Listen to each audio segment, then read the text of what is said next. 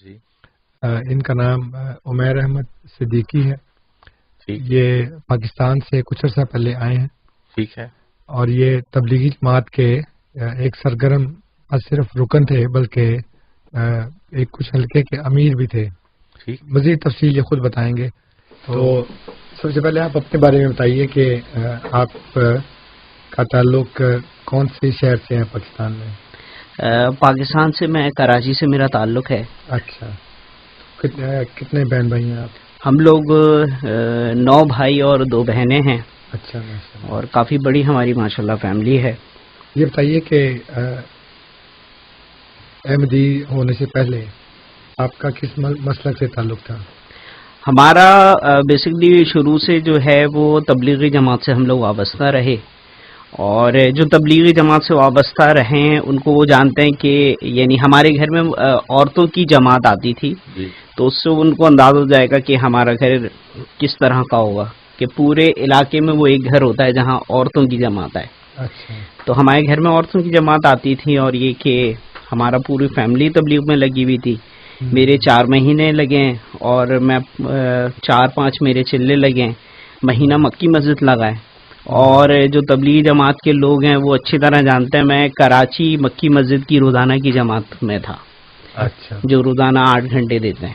اچھا ماشاءاللہ. ہاں. اور میرا بہت بڑا وقت ایک رائمنڈ میں میرا یعنی میری زندگی گزری ہے.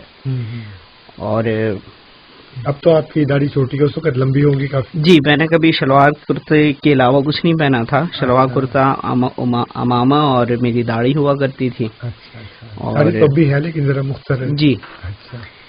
جی. تو یہ بتائیے کہ کیسے آپ کو تعارف ہوا اتنی شدید اور مطلب یہ کہ تبلیغی جماعت کا پورا ماحول جو ایک فرد کے ساتھ نہیں بلکہ پورے گھر کے ساتھ وابستہ. بالکل بالکل. تو کیسے آپ کو تعارف ہوا؟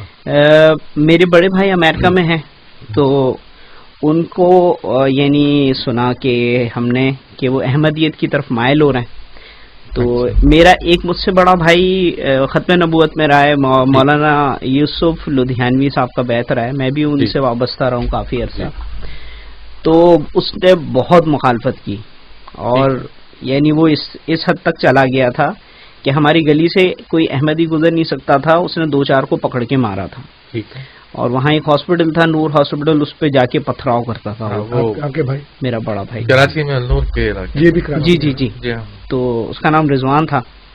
تو پھر 2001 میں پھر سب سے پہلے میں نے اور وہ جو میرا بھائی ختم نبوت میں تھا اس نے بیعت کی. اچھا ماشاءاللہ. جو کراچی کے امیر ہیں بھائی یامین صاحب میں ان کے پاس گیا. میں نے کہا میری ایک بار آپ بات سن لیں، اگر آپ کہہ دیں گے غلط ہے تو میں چھوڑ دوں گا ہمیشہ کے لیے.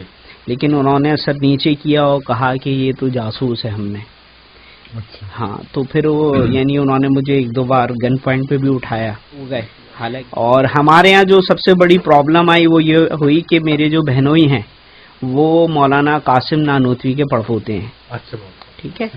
اور یہاں کینیڈا میں مولانا آصف قاسمی ان کے سگے تایا ہیں. اور جو پاکستان کے بڑے مشہور نعت خواں ہیں قاری وحید ظفر قاسمی وہ بھی ان کے سگے چچا ہیں. تو میری بہنوئی کا جو حلیہ تھا وہ ویسی مولاناؤں کی طرح تھا. انہوں نے بہت مخالفت کی لیکن انہوں نے 2006 میں پھر بیعت کی. تو جب انہوں نے بیعت کی تو اس کے بعد وہ ہماری مخالفت کا جو رنگ تھا وہ بالکل چینج ہو گیا اور شدت اس میں بہت زیادہ آ گئی. اچھا وہ ہمارے شمس قاسمی بھائی ہیں وہ ڈرتے ورتے نہیں تھے کسی سے. یہ شمس قاسمی کون؟ جی یہ میری بہنوئی ہیں. آپ کی بہن؟ وہی جو آپ کہہ رہے ہیں کہ جی قاسم نانوتوی صاحب کے پڑپوتے ہیں. جی. اچھا. تو پھر ان کو بہت تنگ کیا گیا. بائک ان کی چھپا دیتے، گاڑی چھپا دیتے اور جب وہ گھر سے نیچے آتے تو ان کے چاروں ٹائر پنچر ہوتے. اس طرح کی تو بہت تکلیفیں دی ہیں.